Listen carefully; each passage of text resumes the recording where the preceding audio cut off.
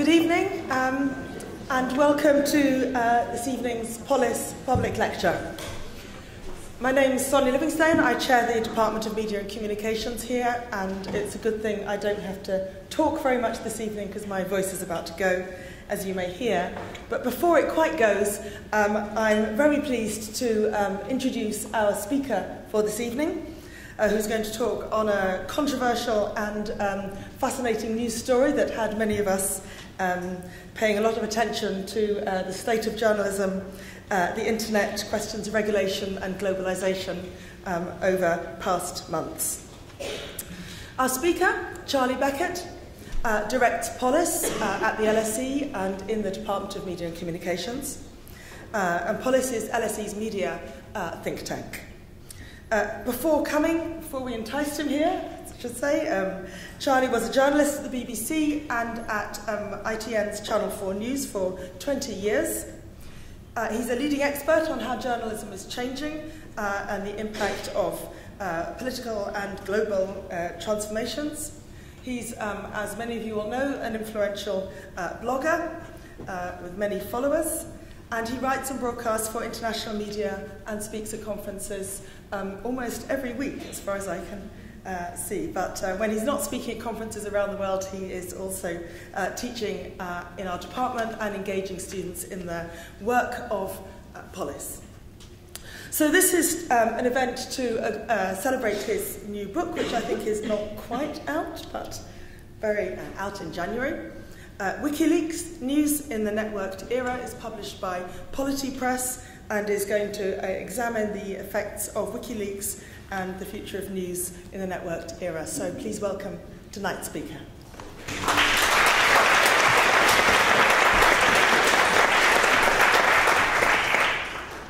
Thanks very, very much for that introduction, Sonia. I just realised I've got another reason to be nervous tonight, which is that I've been here for nearly 6 years, but I think this is the first time that Sonia, who is my head of department, has actually heard me lecture. So I may be seeking other employment after this. Sonia has a sore throat. I should make my excuses as well, which is that if I start slurring at all, it's nothing to do with the usual reasons. I had a bike accident yesterday. A Mercedes-Benz ran into me while I was cycling down a cycle path, and I ended up braking hard and catapulting myself across its very shiny bonnet. Luckily I was wearing a helmet, but there's a few scars and my mouth is still a little numb. I guess if I was a proper journalist like Nick Davis at The Guardian, I'd probably spend the next 6 months investigating this incident and proving that Rupert Murdoch was behind it.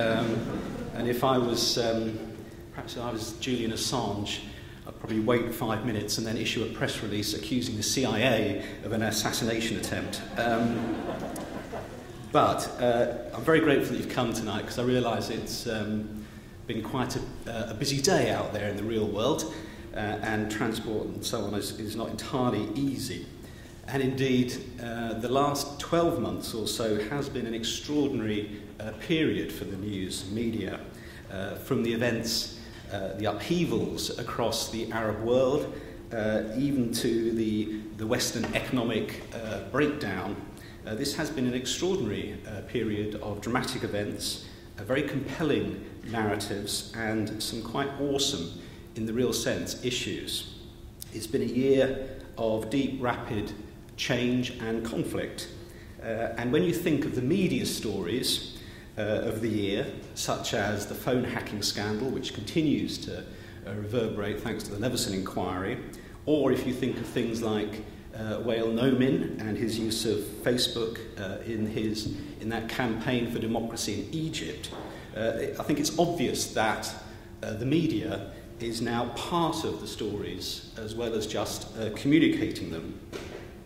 And as this kind of often stormy year draws to a close, and as Sonia mentioned, I'm looking forward to the publication of my little book in January, I think it's a good time to use Wikileaks, if you like, to explore as a kind of case study, perhaps, the dynamic relationship between the media and change, political change particularly.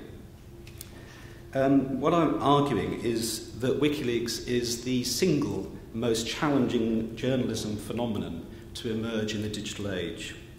The stories that it's broken have rightly been compared to those historic scoops of the past, like Watergate, or from the 1970s, the Pentagon Papers release, which revealed that President Johnson, that his administration had lied about their conduct of the Vietnam War. And the model that WikiLeaks has created is a radical development in journalism storytelling, which could be compared with things like the creation of a new genre, like blogging.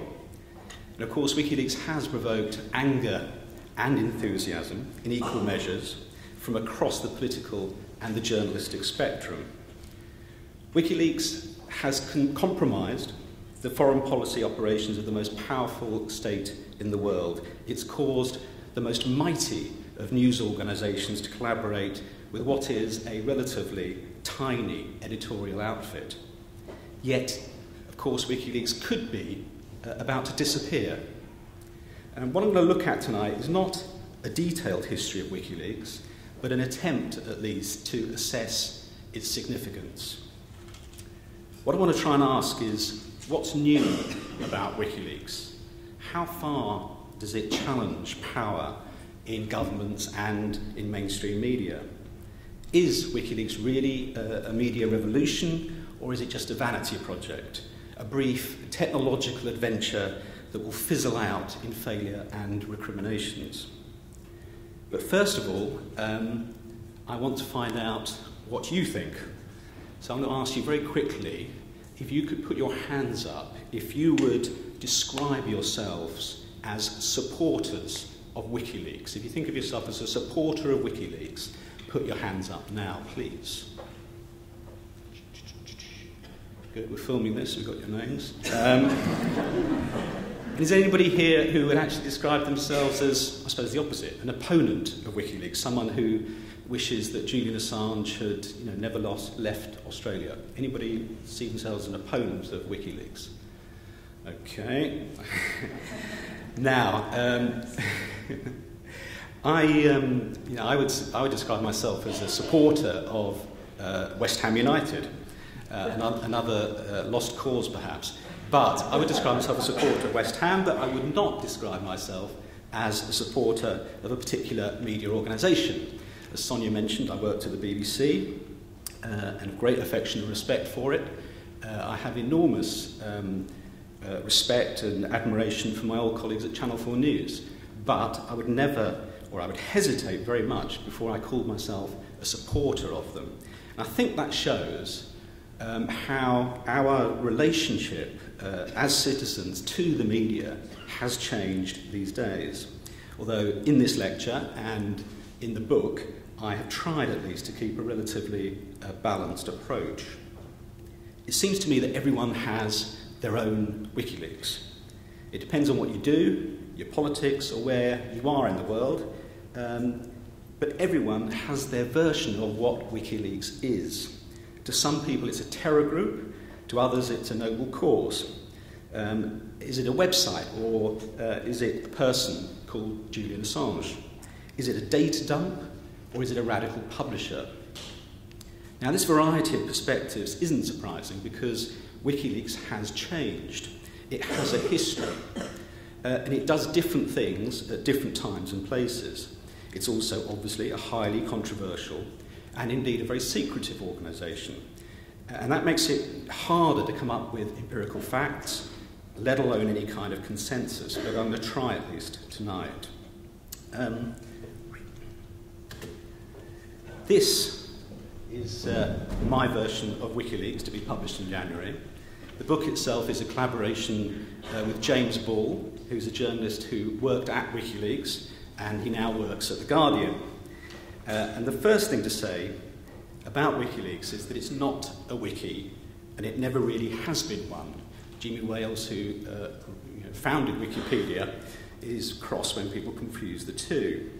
Of course, Wiki implies something like Wikipedia, a kind of shared production created with a process that has rules, but is essentially an open, crowdsourcing, collaborative activity. Wikileaks, on the other hand, is a closed system. And partly, of course, that's for security reasons. That's how it works. You can send the material, but you have no control over what happens to it, let alone how the organisation is run. It has no board, it doesn't produce reports, and the website isn't very interactive. It's a bit like the Polis website, actually. Slightly more interesting. Because of its transnational status, Wikileaks doesn't have a home. There are no offices, and its servers are mirrored around the world. Now, this makes it virtually immune from the usual sanctions against media organisations, things like taxation, regulation, the law, or political and commercial pressures. But it also means that it's unaccountable in the same normal ways. But Wikileaks is journalism. In some ways, it's very traditional journalism. There's absolutely nothing new, of course, about leaks. If you think about journalism history, giving journalists secret information has been part of the trade since whatever sort of foundation myth you want to choose, such as 17th century pamphleteers. And neither is there anything new about the fact that Wikileaks is very political.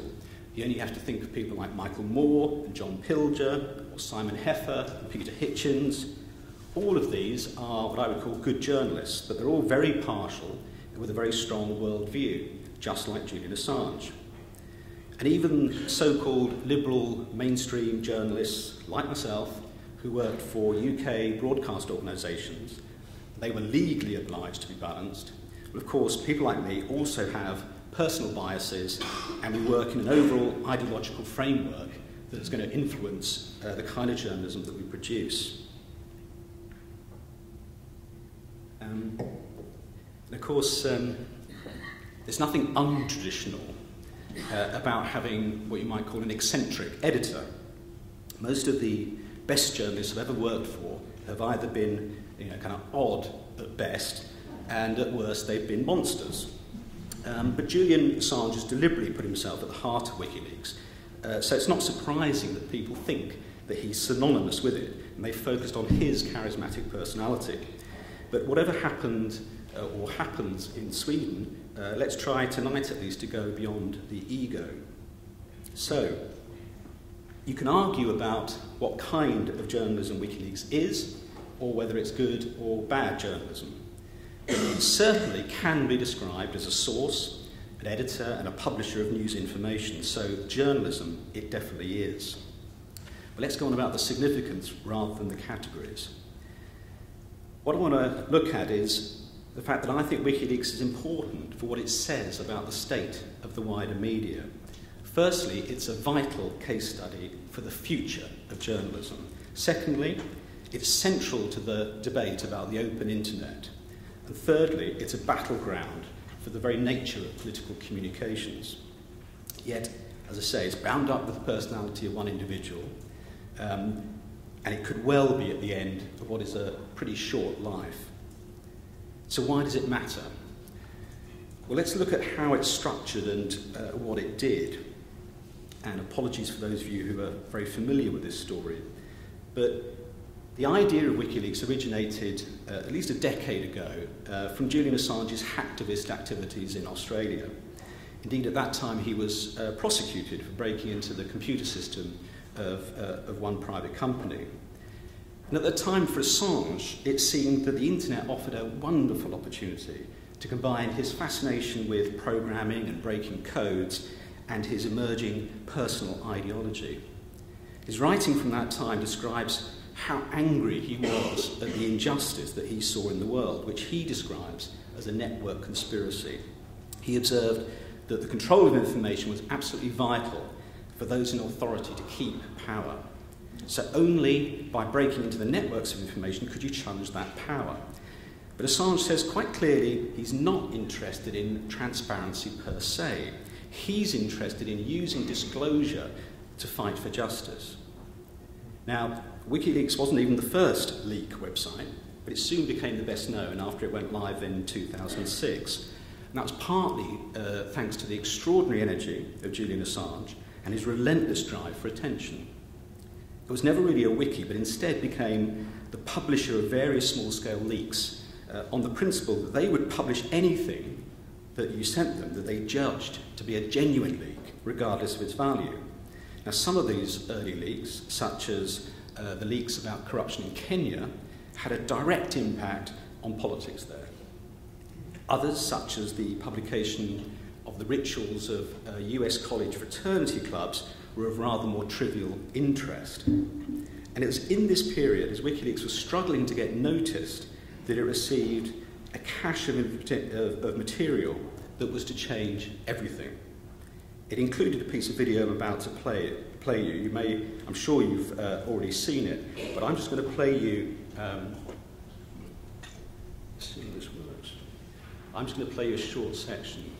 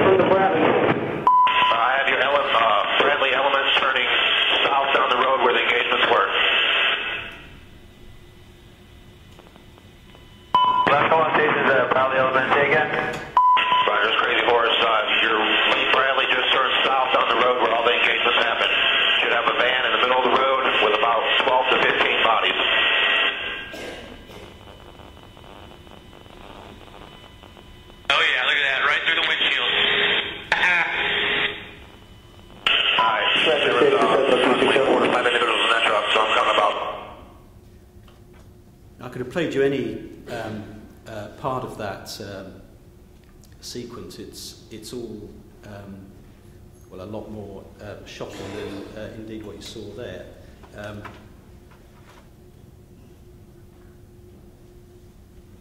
In that sequence, in the earlier part of that operation, there were actually two of the people who were killed that they mentioned were employees of the Reuters news agency.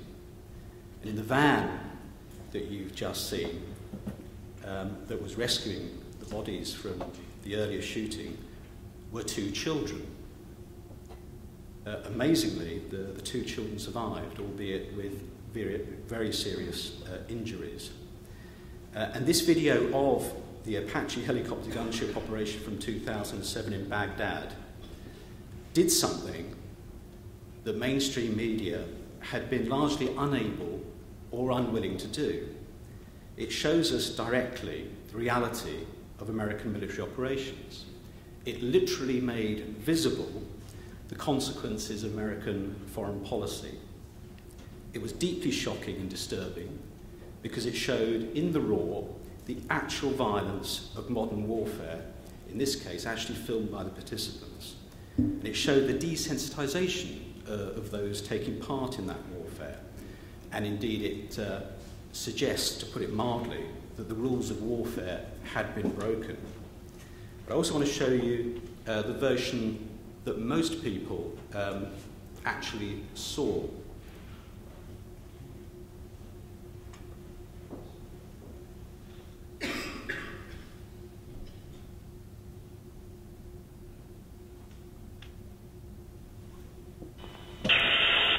As you can see, 12 million people seeing this.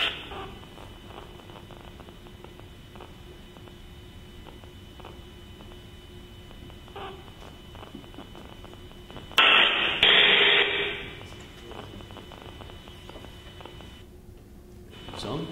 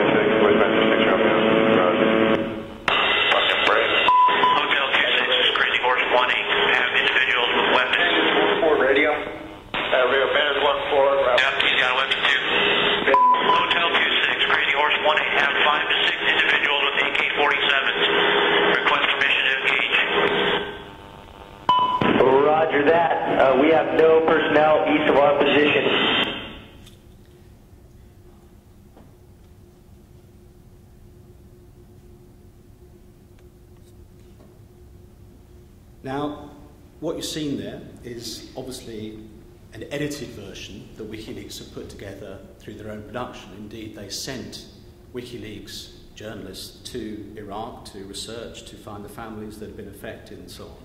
And then they put out that version, which, as you saw, was watched by 12 million people, at least, just on that website.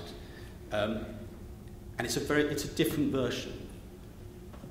What you saw, for example, there was Wikileaks pointing out very carefully, quite correctly, the Reuters cameraman, but not pointing out the guys with the AK-45s, the other insurgents, or call them what you will, who were with that group. Now, my point here is not that Wikileaks was somehow lying with that.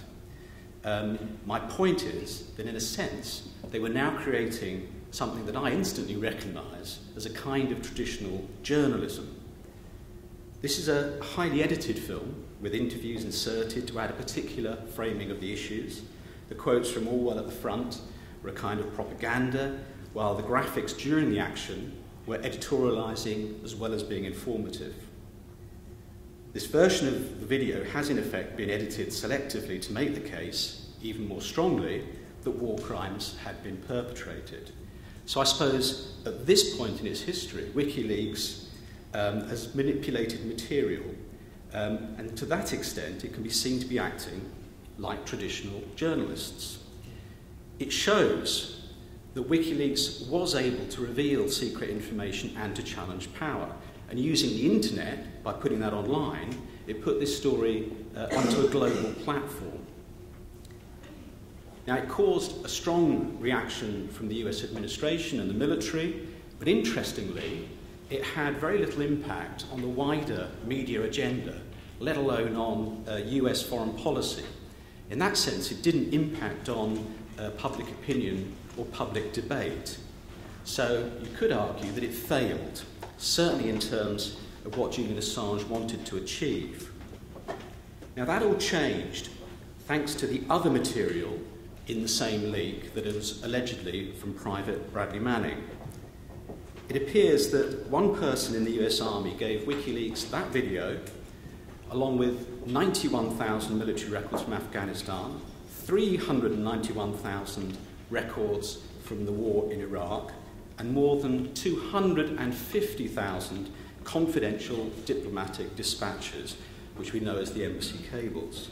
Now, each of those caches of information in its own right would be the largest leak of classified material in history, and just a handful of them would have been a normal front-page scoop.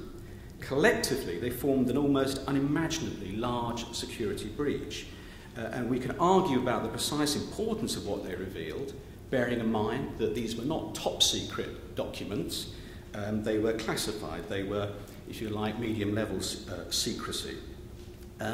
But absolutely, this was the kind of material that news editors like me dreamt about getting hold of. And of course, that's precisely what was about to happen. Wikileaks realised that only with the collaboration of mainstream media could they process this volume of information, and perhaps more important to them, bring it before the public in a way that would have real impact. Now, this is the period of collaboration with media companies like The Guardian, The New York Times, and Der Spiegel. And it's this phase that I call the network journalism phase of Wikileaks. And by network journalism, I mean journalism created by journalists or news media organisations by opening up their working to collaboration with other organisations or to the public. And it's what I write about in my first book, Super Media. This has now become the way that most news organisations work, at least in part. And in this case, in the Wikileaks case, you have the leaker, you have Wikileaks, and then you have the mainstream media organisations combining and then engaging with the public through the interactivity of their websites. Now, after the event, after this period of collaboration, when generally speaking it had broken down, Julian Assange said that it was always meant to be just a tactical alliance. But teaming up with the mainstream media brands gave Wikileaks the platform, the audience, the context and the journalistic resources to package this slew of data in a way that people can at least begin to understand. The data was not dumped, it was gradually processed and published incrementally, although that publication process was fraught with technical, editorial and personal problems, as both Julian Assange and the mainstream journalists struggled to cope with the vast amount of information and the need to edit it to avoid endangering individuals. Now, there was clearly also a struggle between Julian Assange and the mainstream journalists for control over that process, and that eventually led to the bitter recriminations and, of course, the final uncontrolled release of the data in September of this year. The journalists at the New York Times, or The Guardian, and The Spiegel, and Julian Assange clearly had different ethical values. Wikileaks was much more prepared to take risks, partly because it had much less to lose than a news organisation that's subject to commercial and legal pressures.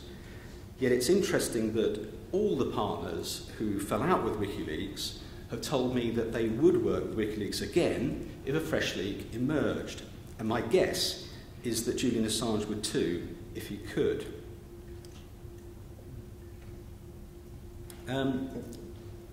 Wikileaks at this time was what I would call a network exploit. It took advantage of the special nature of the internet networks to provide it with immunity, with scale, reach, and of course cheapness as well. But it was also exploiting the network of mainstream media. It sought to use the mainstream media's newsroom skills and the power of their brands or their reputations to connect the public to the stories revealed by this vast amount of information. And this is typical of what Andrew Chadwick calls hybrid media, a mixture of diverse individuals and organisations. They're often working on the margins as well as the mainstream. They're working in a variety of formats and through diverse flows of information that can be organised or arbitrary. And you can see this kind of hybridity playing out in the case of Wikileaks as the data it releases passes through networks to appear in everything from a complex interactive graphic on the New York Times website all the way through to a tweet perhaps by a Wikileaks supporter. What's clear is that in 2010, going into 2011, Wikileaks really is now effective. And not just in the West, but around the world through partnerships with news organisations like The Hindu in India and Dawn in Pakistan. In fact, it was so effective that it came under sustained attack. It was accused of being on the side of evil and the war of terror. It was assaulted by journalists as well as by politicians who accused it of undermining sacred ethical codes. But perhaps the most worrying aspect of the Wikileaks saga from a freedom of information or freedom of expression point of view is the way that the corporations who effectively run the internet were prepared to compromise on the principle of its openness. And by that I mean the refusal of service from companies like Visa and Amazon. And as I travel the world, people tell me how the assault on WikiLeaks is being used by their own governments to justify putting controls on the media. In the same way, the very idea that the UK government even considered controlling social media during the recent English riots, that is regularly cited to me as an example of how the liberal democratic West is just as bad as dictators like Egypt's Mubarak when it comes to the internet and dissent. So there's clearly a global struggle underway for the freedom of political communications, and the battle lines are not always clear. Media freedom of expression, like any other, is not an absolute. Journalism has to prove that it deserves the claim to freedom of expression by showing it's prepared to be responsible. Now, is WikiLeaks responsible? Now, it's not entirely clear what exactly happened, but the unredacted disclosures of this autumn, when all the documents were made public, and so putting some very good people at risk, that showed that WikiLeaks was not able to act responsibly. WikiLeaks has also shown that it's not open, and I would argue that it's, in a sense, not even political. By that I mean that it doesn't appear to have a sense of what its policies are, or even a plan of action and an understanding of the cause and effect of what it does. It doesn't seem to have a real sense of its moral accountability. So perhaps the reality of WikiLeaks, rather than the hopes that people had for it, is that it's both unsustainable and ultimately irresponsible. But whatever happens to WikiLeaks, and I don't wish it to fail, if only in the interest of book sales, whatever happens to WikiLeaks, the circumstances that made it possible are not going to go away. So here's another thought. Is the real revolution actually happening somewhere else? Perhaps Facebook's Mark Zuckerberg, not Julian Assange, is the real media political revolutionary. Many would say that the genuine participatory political media is happening in social networks, not on closed projects like WikiLeaks. Some of these examples are more obviously revolutionary. During the continuing Arab uprisings and agitations, we saw and continue to see an unprecedented wave of networked exploits that combine social media like Facebook or YouTube with mainstream media like organisations like Al Jazeera, combined with a physical collective protest on the streets.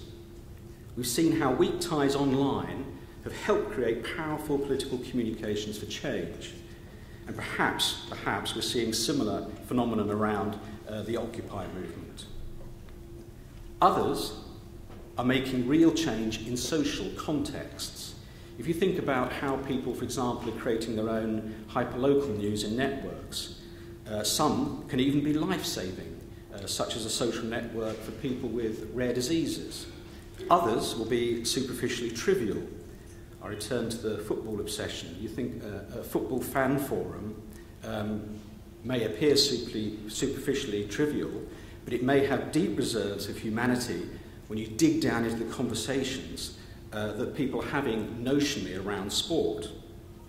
Now, these are not going to overthrow capitalism tomorrow, but forums like these, like Mumsnet on a national scale, they're providing people with their own ways to mediate their own lives. This can build social capital and help redefine identity and community, as well as mobilise ideas or actions. And at the same time, the old-fashioned fortresses, such as political parties and traditional media, well, they're also straining to accommodate these changes. Even these bastions of closed information power are being at least redesigned. For example, more government data is being made more open, and more transparency is entering into everyday professional journalism, hastened, we hope, by the Leveson inquiry. In the end, I think it will be the way that these organisations are being transformed that offer the best hope for substantial, if incremental, change. But where there's a threat to power, we should always expect a reaction. So we absolutely need things like Wikileaks to remind them to change. The demand and the tools for change are there, even if Wikileaks ends. The technology that allows this new media will continue to evolve, offering the ability to speak out in new ways. And certainly, the anger against injustice is there, fueled by inequality, fear and violence. The public scepticism about mainstream politics and media is not only still there, but appears to be growing. Phenomena like Wikileaks challenge mainstream politics and mainstream media to re-engage. And that task is more urgent than ever.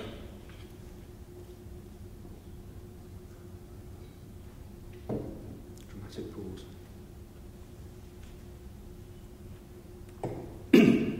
Put simply, the old order cannot be reasserted. The problem for mainstream media, for example, was not simply a business model problem. It was that the internet revealed, and Wikileaks as part of that, it revealed how it had failed. What I want to argue is that we're now in an age of uncertainty. Wikileaks is part of this uncertainty for the media. The old media is fragile, and in some places it's in retreat. The low barriers to entry and the endless connectivity have brought us a kind of new citizen media armed with iPhone cameras, flash mob campaign videos on YouTube, or the storms of outrage that pass through Twitter. Even the Great Firewall in China is now regularly breached. And this media uncertainty reflects, of course, the uncertainty in real life, not just the revolutions or the economic roller coaster, but the deeper trends related to climate change, immigration, and even things like scientific advances. And of course, it should be said that uncertainty can be good. It allows for a change that can be progressive. But we must also recognise that the age of uncertainty is also the age of complexity. And in terms of the media world, just think of all the devices and platforms and sources that you have, including Wikileaks, of course. And these are all additional. They're not replacements for the channels of communication we had before. They supplement them, they add to them, they make them more complex. So we end up with a multi-layered, multi-dimensional, multifaceted media. And again, this media complexity, that reflects how our own lives have become much more complex. Huge factors such as the historic growth in personal and national wealth, the growth of individualism. Combine these with social trends in education and health. Combine these with technological or market innovations. All that means that our lives have become much more complex. And of course, this too can also be good. Complexity can mean diversity, variety, choice, creativity and growth, as well as confusion. But what uncertainty and complexity mean, above all for me, is that we need something to help us make sense of this world, to give us a voice, to debate what changes, and then to hold power to account. I would call that thing journalism. But vital to that new networked media ecology is the kind of disruptive, critical, innovative, outsider journalism, especially when it can also be networked into those wider media flows. Wael Noumen in Egypt started on Facebook, but his breakthrough moment was when he appeared on Trans-Arab TV after his release from prison. So I think it's about the outsider, like Julian Assange and Wikileaks, plus even people like the privately educated Oxbridge liberal of the magnificent Alan Rusbridger and The Guardian. So to conclude, I think that Wikileaks poses a series of challenges to the status quo in politics, in journalism, and indeed of theories of political communications. It's been one of the new forces that have exposed the democratic deficit, including in the most developed countries, of course, in the West. It's helped highlight the failings of mainstream media in reporting war, politics, and the economy, and it questions our fundamental expectations of how we mediate power and give voice to the citizen. I think that the partisan approach to judging WikiLeaks has plagued the debate and prevented mainstream journalists and politicians from learning from the experience. Speaking as a journalist, I'd argue that instead of taking sides, we should be taking notice. Julian Assange isn't the first journalist to have strange habits and a huge ego. He may or may not deserve moral or even legal censure. But in the end, the WikiLeaks episode and its significance is not about Julian Assange. It's about democracy and the citizen and the role of journalism in our networked age. The biggest threat to democracy, of course, is not WikiLeaks. It's not the new network news. It's still secrecy and the abuse of power. So I say, welcome to the age of uncertainty. Embrace the age of complexity. What WikiLeaks represents is the nature of news in the networked era, a time when we need good journalism more than ever. Thanks very much.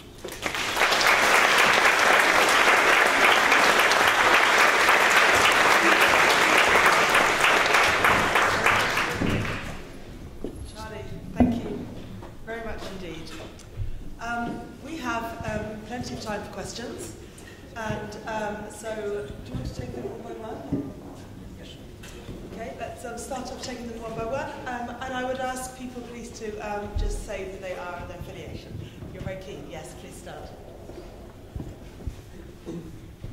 Hi, my name is Mary Eng. I'd like to ask if you have heard about the recent hack 24 hours ago regarding the stalking of the Operation Wall Street thing. It's a firm called Geduldig that works with the US Congress. It's similar to the H.B. Gary affair with WikiLeaks.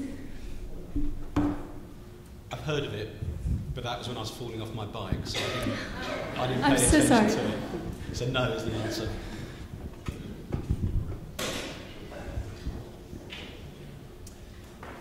Yes. Hamish McLeod. You talked about holding power to account.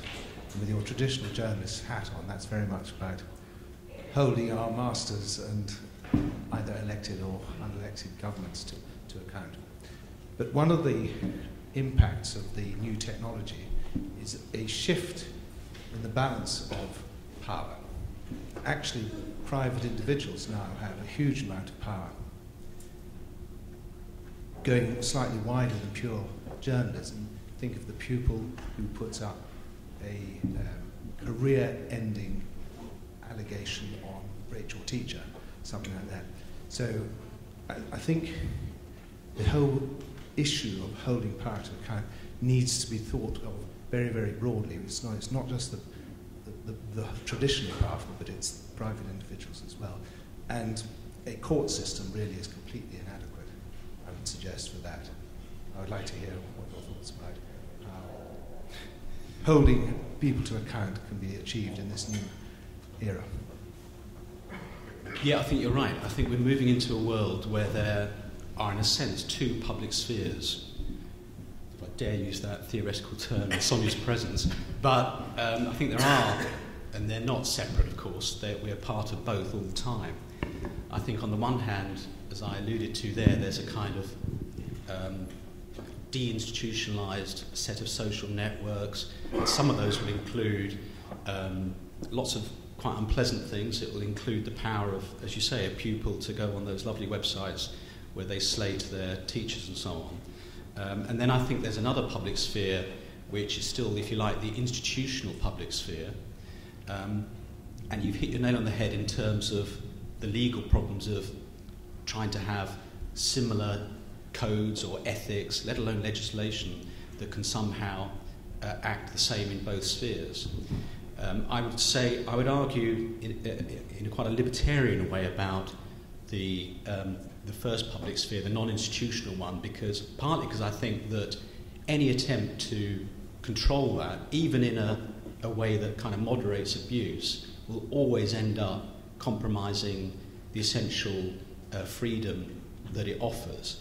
However, I don't think that means that if you are in the other, if you like, institutionalised public sphere, you should somehow join in with the anarchy. I'd actually argue the opposite, that I think one of the strengths still for a journalistic institution is that it can say, we are accountable, we are responsible, we adhere to codes, and therefore you can trust us to be more, whatever, reliable, honest, truthful, and we're prepared, if we make mistakes, to be censored. Now, that sounds beautiful. What I'm not suggesting is somehow that journalistic institutions do that very well at the moment. That's why we've got the Leveson inquiry. It's been quite clear that we've been appalling at that.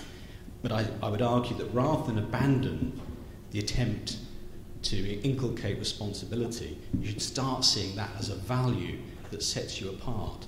And I think that's, in the end, whatever the failings of organisations like The Guardian or the New York Times, and they may have many, you only have to think about the reporting of the build-up to the Iraq War, they can still make that claim that they are accountable and responsible.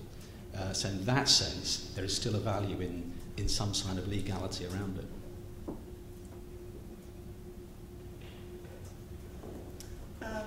Yes, gentleman at the back. Hello, my name is Keith Himble and I used to be a foreign correspondent for the BBC. Haven't you gone rather over the top in giving so much credit to Wikileaks? Because it seems to me Bradley Manning is the real hero of your story, or whoever was the source of all this colossal amount of information. And Wikileaks needn't have existed. He could have sent his discs or whatever it was straight to the New York Times or indeed the Guardian. In effect, perhaps wouldn't have been quite so powerful without the electronic networks, but really the WikiLeaks part of it wasn't really necessary. Just tear up your book now. Yeah, that's right. Yeah, before somebody else does. Well, yes, but as a journalist, we sort of deal with the facts as they are. The facts is that is how it happened. And I think you're sort of doing a counterfactual there. What I think you're right... Yes, you give more credit to Mr. Manning.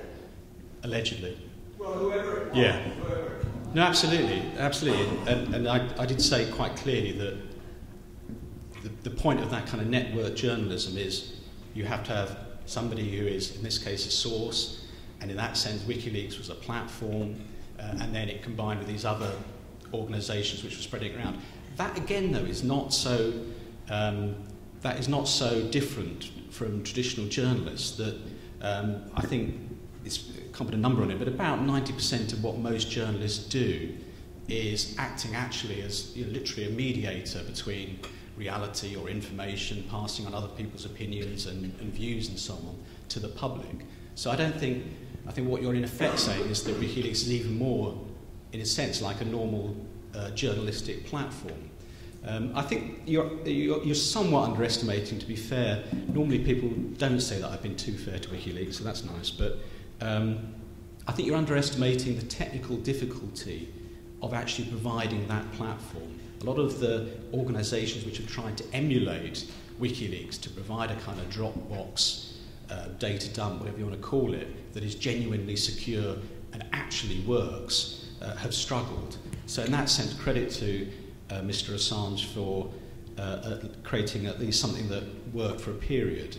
So I think we will never know. The key thing behind it is, I think a really interesting question is, where would the next person, allegedly like Bradley Manning, go to? I think that's a really interesting question, because of course WikiLeaks has not been able or willing at the moment to accept any more leaks, let alone publish any more. So I think there's a really interesting question about who would you go to. So for example, the Wall Street Journal has now created its own kind of version of a WikiLeaks Dropbox. Unfortunately, if you look at the small print, it says things like, we cannot guarantee that we won't tell the police. So you may not entirely trust that to reveal anything dangerous to capitalism. But I think that's, in a sense, the real question is where do you go to next? Yes. My name is Peter Bowles. The Leveson inquiry is mostly to do with hacking and how they've got their information. What I'm interested in is the information correct? And what is the situation with Wikileaks? We know Wikipedia, I know just in my own experience, it isn't always right. And it's very important that the information is correct. In the old days, we had the BBC and what was the old thunder of the Times, and we sort of could trust them. But since, in recent times, apart from the Murdoch organisation, we're having the Washington Post and so on, where well-known journalists have been shown to be making up stories, actually making them up. And there's a psychological thing here for people to feel that WikiLeaks, it must be true, it's a leak, it must be true. It seems to me that it's a very dangerous area for misinformation. There are very clever people out there who would be able to use this, or gullible people, for misinformation. We've only got to see this tremendous industry in people trying to persuade people to pay a lot of money to go to lectures like yourself, where you will be telling them how they will become millionaires. There was a program last night on it. People are very gullible and are liable to think that things from WikiLeaks... in other words, what I'm saying is, how can we find... Who pays them? Who goes to see whether the stories stand up? Where does the money come from? Yeah. To pay people like yourself to go and check the story. Yeah, I think one of the strange things about... one of the interesting things about WikiLeaks and the whole leaking, the big leaks, nobody has ever questioned for a second that any of that information was not valid. Nobody has queried that it's true, it's factual. And of course, as we know, it's all about the context. What I tried to show there was that WikiLeaks itself had once it moved from being a pure leaking site that it would publish anything, inevitably moved into a situation where it was, I use the phrase manipulating, but you could say editing or packaging information, and then it moved into this phase where it realised that wasn't actually working, because the interesting thing is that I don't know how many people have actually been on the WikiLeaks website and combed through all the documents. I doubt very many people have. It's an impossible thing to do. It's a lifetime's work. So inevitably you're relying on somebody else to mediate that information to you. And as soon as they do that, they're inevitably selecting, they're inevitably going to prioritise things they think are interesting or important or significant, and that is a form of distortion, obviously. And I spent 20 years doing precisely that. But I think the difference is, and this is why I enjoy and celebrate this kind of disruption and uncertainty, is that I think it does two things. Firstly, the more stuff that gets put out there in its raw form, generally speaking, the more you are able, or other people, other experts are able to access it directly and judge for themselves. But secondly, that it's a way of holding the professional mediators, the journalists or the politicians, to account. If you've got the data out there, then at least theoretically you are able to check and compare and find other sources. So what I was trying to argue was not that it's a choice between having WikiLeaks or not, or having the Daily Mail or not. I just hope that there's increasing diversity, if you like, it's this complexity idea, that there's increasing choice out there. Whether people then exercise that, I think, is very much another matter, but that's for the citizen, not the journalist. There's a question at the back and a question at the front. So, hi, James Paul from The Guardian. In a world with WikiLeaks, with network journalism, and even with people like Guido Fawkes, is it possible to view Leveson as anything other than an inquiry into how to regulate a media that hasn't existed for maybe about 5 years. Yeah. Co-author allowed to ask questions. Yes, it's about as incestuous as it gets. Yeah. I think that the Leveson inquiry is hugely entertaining. I think that there's lots of interesting stuff being discussed. Alistair Campbell was there today, telling us how journalists should behave. But it does feel like somebody trying to sort of recreate a period drama.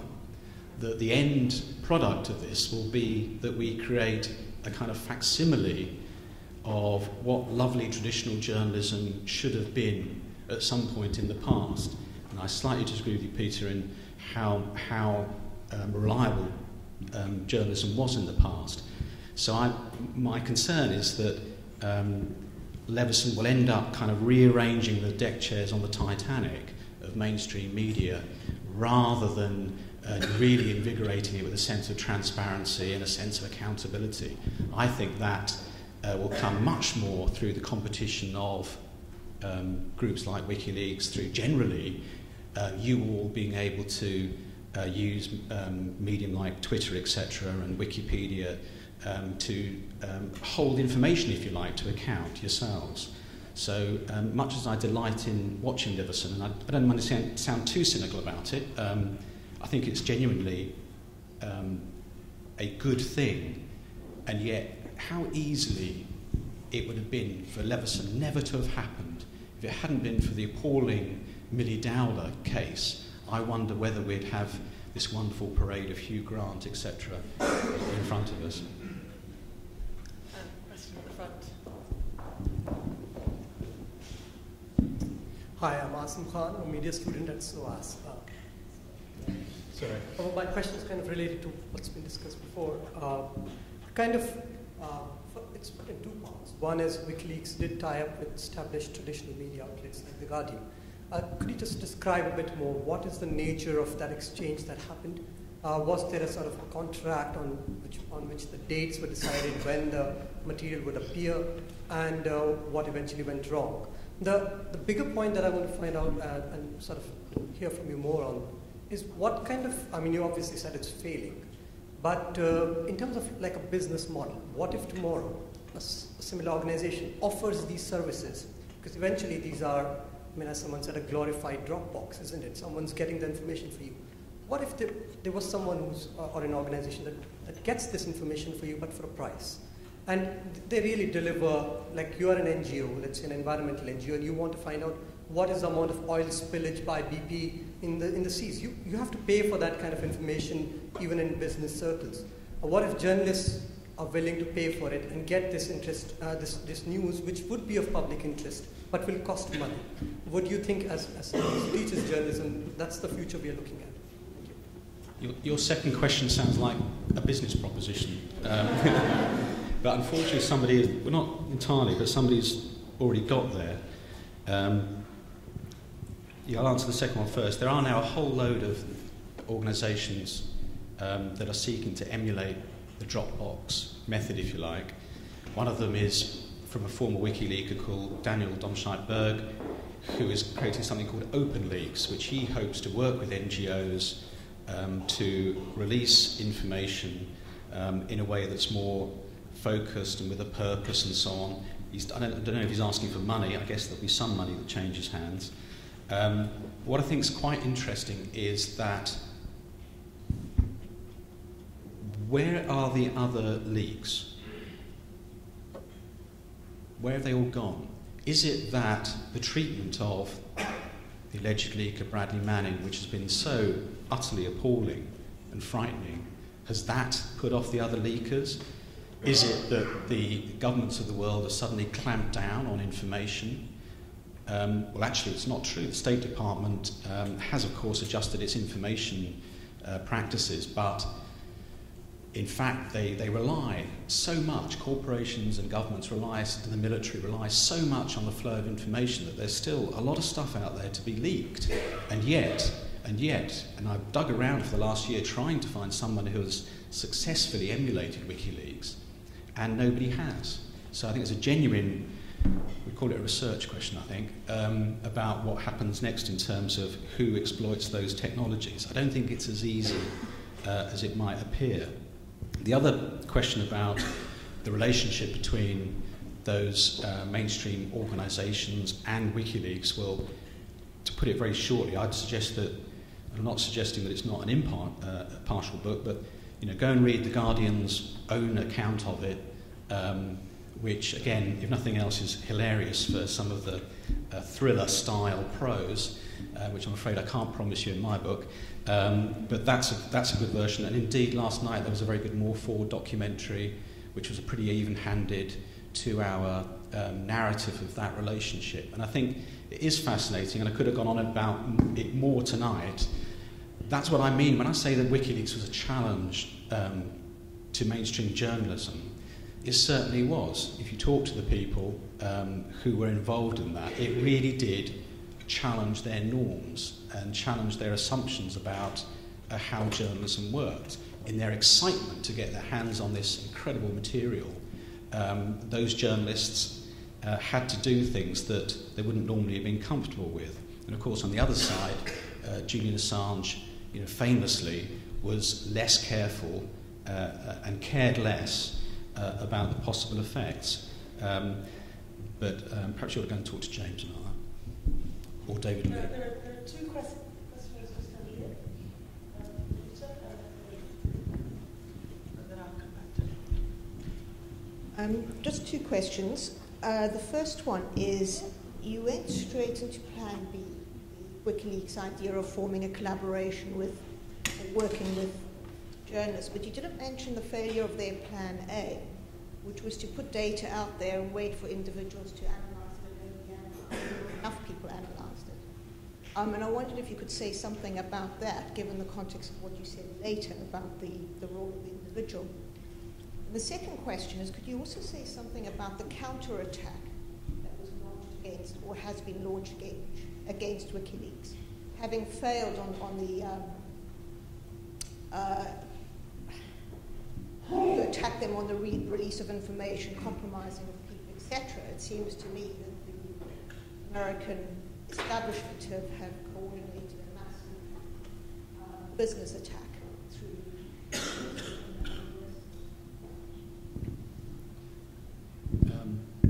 On the sort of Plan A thing, in a way it didn't fail. The original let's just publish stuff. I mean, again, if you read Daniel Domscheit-Berg's book, he shows that was also problematic. It was not without difficulties, but generally speaking, it worked.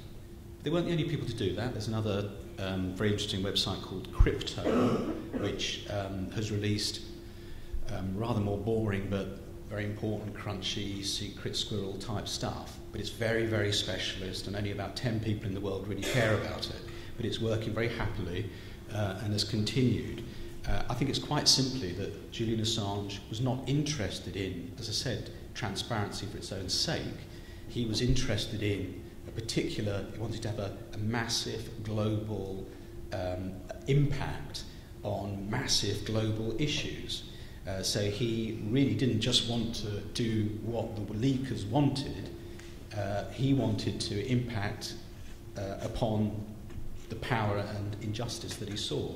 And when that massive leak came along, quite rightly, he saw that as an extraordinary opportunity. But he'd seen, as I explained, that previously, even the collateral murder video, stomach-churning as it is, didn't really break through.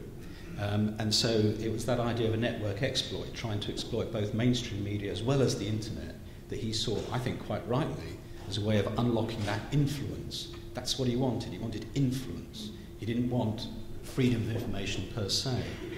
The second point is quite interesting, the counterattack. I said that the battle lines in this struggle for the open internet, and I do really think this is by far the most important media issue going forward. Leveson is a tea party compared to this, is what's really important. But the battle lines are not clear. So, for example, I'm not entirely convinced by the conspiracy theory around what PayPal and Visa and Amazon did. I don't think it was simply a phone call from the the White House or the State Department that said, shut them down. I think, even more distressingly perhaps, they did it themselves. You know, they somehow felt it was in their interest to do that. But also there is the debate around the open internet is also happening in places like the State Department. There has been a struggle over the last couple of years between a conflicting ideologies around information freedom in the State Department. There's a faction, if you like, that sees free information as a way of actually promoting American interests. They're spending billions of dollars on trying to help hackers and bloggers in what they would see as closed societies in an attempt to spread the free market and free democracy ideals. There is also a faction within the State Department who has a much more traditional sense of let's control information so we can control power. So when Wikileaks happened, the, if you like, the conservative or reactionary or control faction went ballistic, and they got the upper hand in the State Department. And then along comes the Arab Spring, and suddenly the State Department thinks, well, hang on, this is quite handy after all. So there is a kind of battle that's happening within the corridors of power as well as outside of it.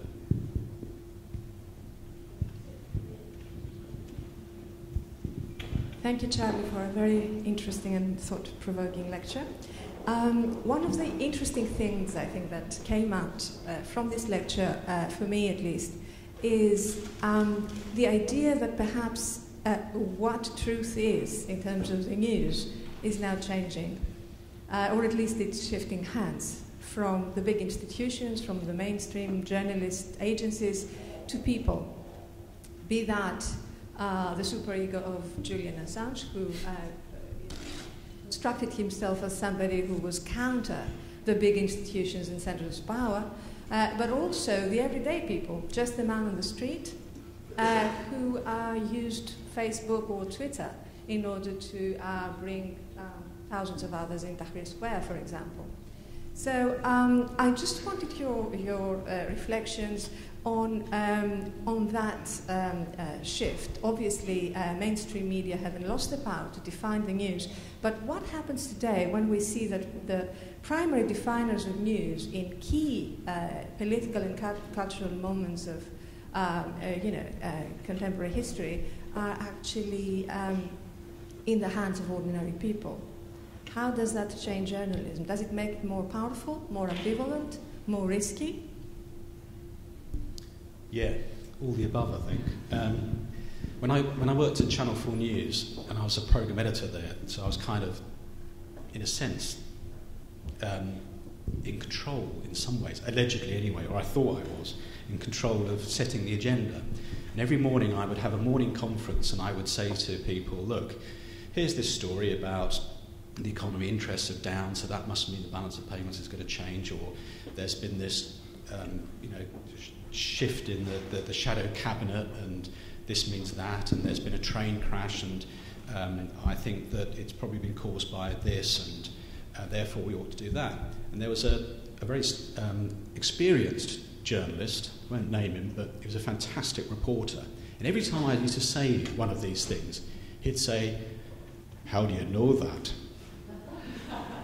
And I said, well, it's in The Guardian, or I read it on the Wiki. You say, how do you know that to be true?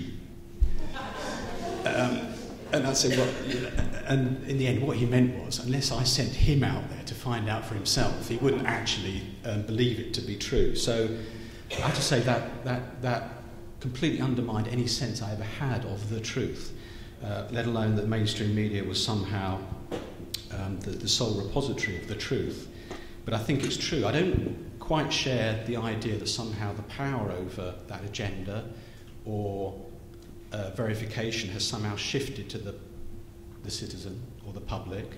I don't think that's the case. I think there's still an incredible amount of corporate, government and other control over what we know. I don't mean a kind of deliberate, sinister one, but it's still, when you think about what you know today, just think about how you know that. How much of it really comes from your own experience or shared experience. Of course, that is increasing through things like social media. So what I think you're into is an era, rather, at least, where mainstream media understands, and I think increasingly the citizen understands, that this information is contestable, that especially with an accelerating news cycle, and that's not something we've spoken tonight, but news is becoming faster, and so increasingly what we think of as the truth or the orthodoxy is increasingly provisional. It can literally change in a few hours and over time, and in partly in reaction, bouncing around in reaction to these other platforms. So that goes back to my idea of uncertainty, that what is any kind of truth is uncertain. All you can hope for is that that contestation, if you like, over what's true is more transparent.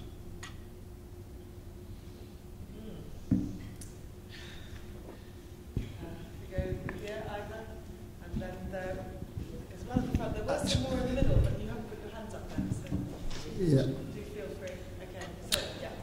Ivor Gaber, City University. I was going to sit here very quietly and not say a thing, but I just wanted to. You made me think of something. Okay, Charlie, you're back at Channel 4 News, and some WikiLeaks stuff, whether it's video or stuff, drops.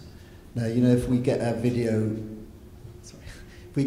news release from Greenpeace, we'll put, you know, video release from Greenpeace.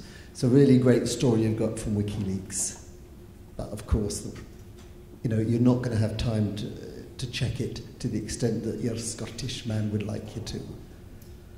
Do you run it with those sort of health warnings, this has come from WikiLeaks, we cannot ascertain it? Do you sit on it or do you go for it? Well, I think you know the answer already, really, which is that you go for it. I think there's a... obviously. I mean, there's a sort of joke, isn't there? Sorry, I should preface this with, it depends. You just said channel... It depends on which brand you are. I mean, if you are The Economist, well, you wait till the next week's magazine. You've got that luxury, although increasingly they're online as well.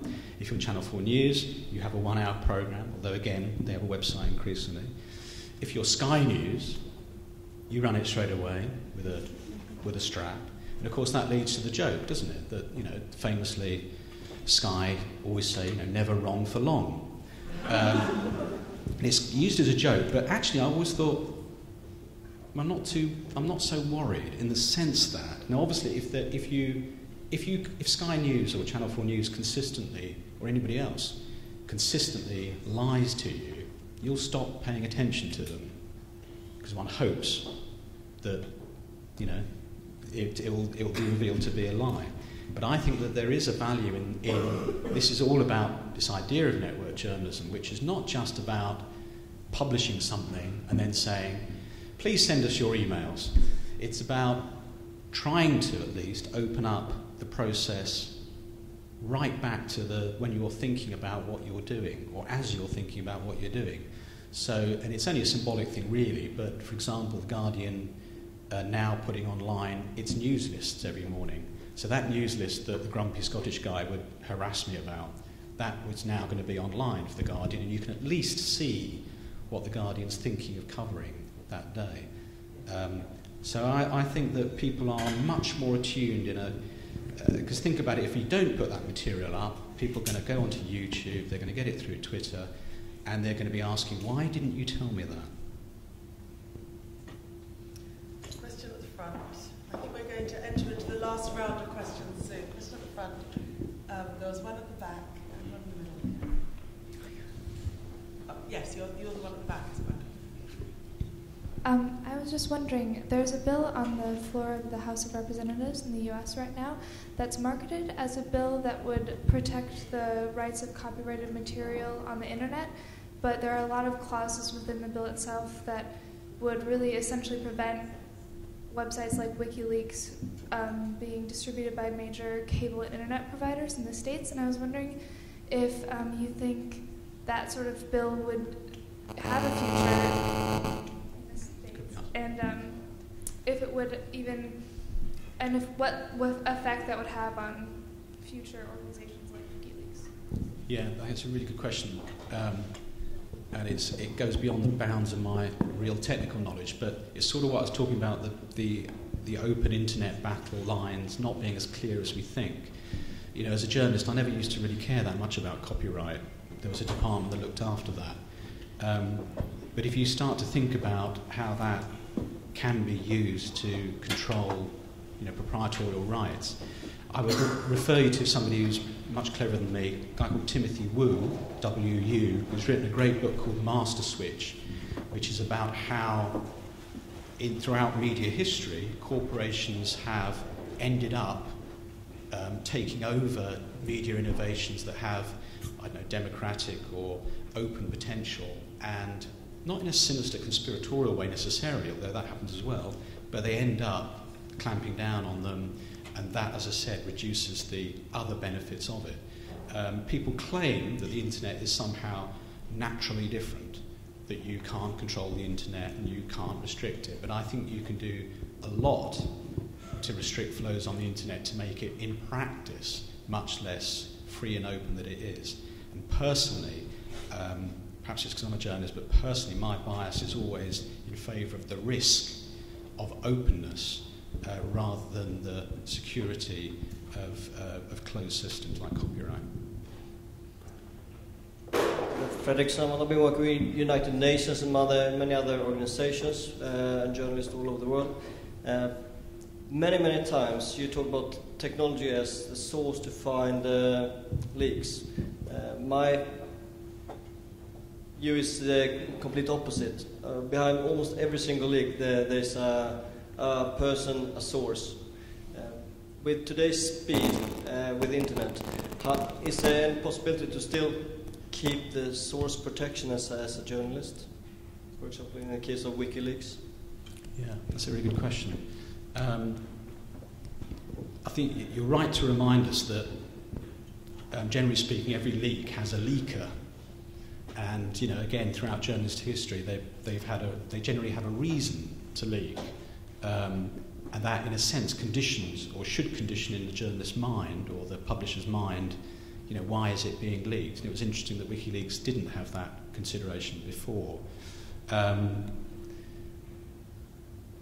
They had created a system that failed in the case of this particular leak, but not particularly because of their systems. There were other reasons why it was disclosed. It was disclosed, again, if you want to read the whole Lamo thing, in a sense, the leaker allegedly incriminated himself in a completely separate development. To be entirely fair to WikiLeaks, that wasn't their problem.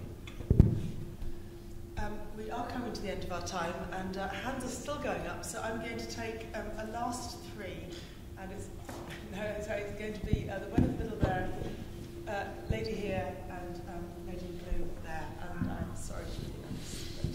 Can we take the three and then ask Charlie to respond, and then, it's Pam.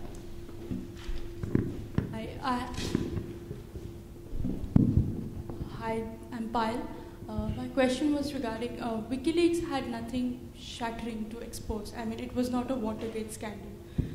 It didn't have a Watergate scandal kind of an impact. And especially in India, WikiLeaks tied up with Hindu, which is a very pro-communist paper, and the kind of leaks released were extremely anti-Indo-US policy, had a very anti-US Indo policy framework. So in that case, my respect for WikiLeaks died over there. And if I wanted to ask you, if WikiLeaks turned into a mainstream media, would it still be as robust, as aggressive as it is now, if WikiLeaks were a mainstream media organization sometime?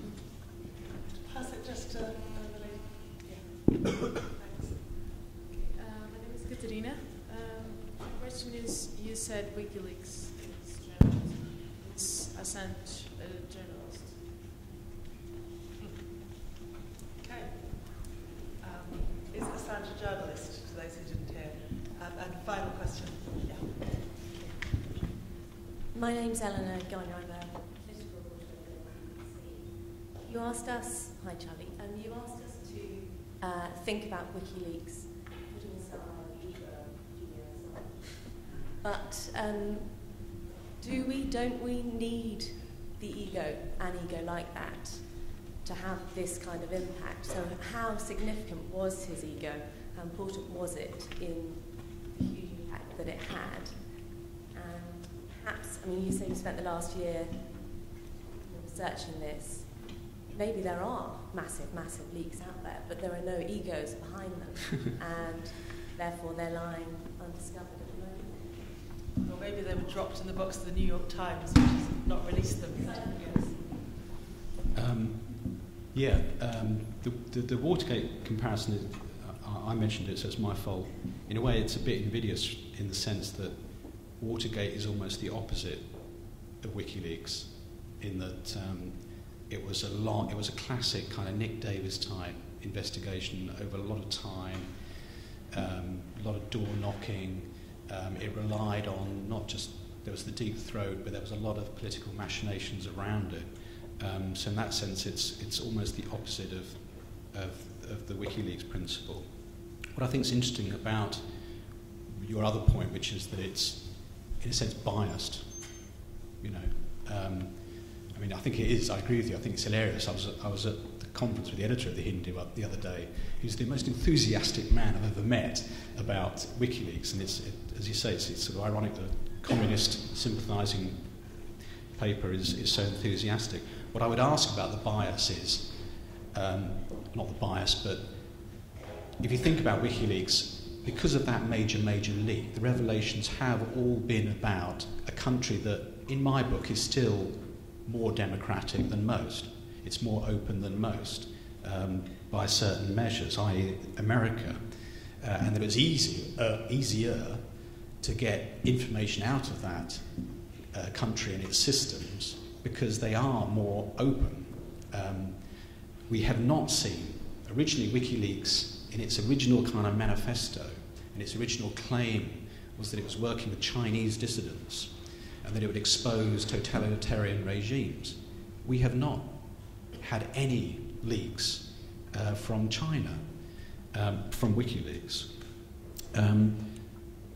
Yes, Julian Assange is a journalist, whatever that means these days when we're all kind of journalists.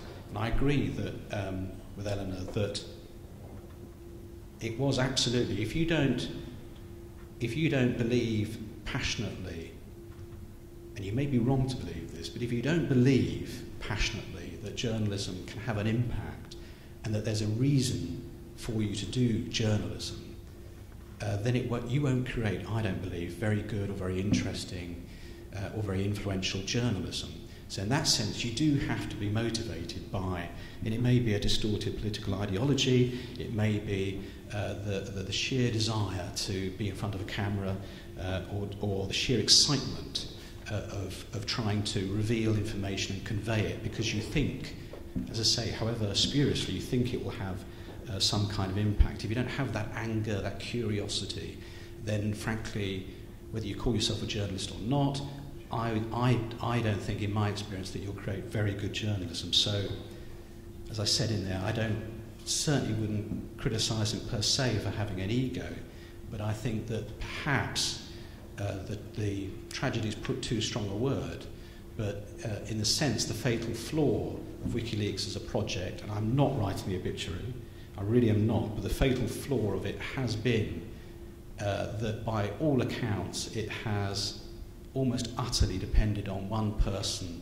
who, of course, like all of us, is fallible. I'm not talking about the personal stuff. I'm talking about his way of working, his singular vision, which meant that this project with so much potential, and perhaps still has potential, in the end was destroyed by its reliance upon him. I'm sorry that we're out of time. I think there's been some really fantastic, thought-provoking questions, so I would like to thank you as the audience for thinking so deeply about this lecture, but especially I'd like to ask you all to join me in thanking Charlie for a fantastic talk.